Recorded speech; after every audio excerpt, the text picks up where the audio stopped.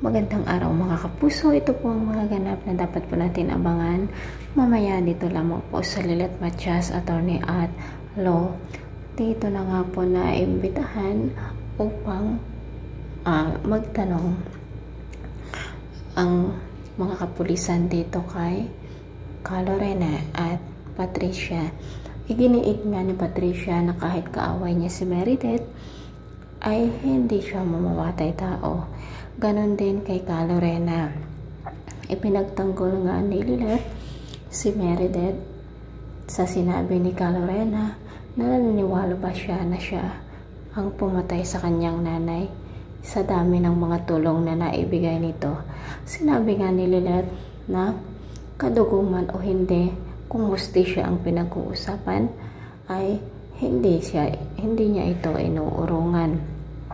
Samantala, habang nasa police station nga sina Patricia at Lorena, pumunta naman sina Ira at Lilet upang sa ganun nga ay dinggin kung ano ang magiging resulta ng questioning na ito.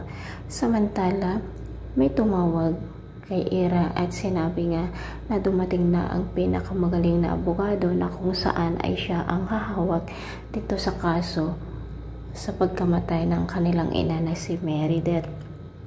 Agad nga silang pumunta sa Keystone upang kilalanin ang lalaking ito mga kapuso. At kung magaling nga ang abogado na ito, malalaman kaya nila kung sino nga ba ang pumatay kay Meredith. Samantala, nakita nga ng driver noon ni Meredith si Evelyn at sinabi nga niya dito na patay na ang kanilang amo at may kinalaman ba siya. Gulat nga po si Evelyn mga kapuso.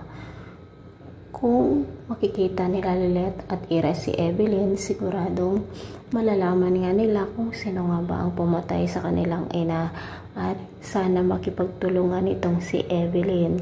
So mga kapuso, kailan kaya malalaman kung sino nga ba ang pumatay kay Meredith? Ito po ang mga dapat natin abangan dito lamang po sa Lilet Matias. Maraming salamat po.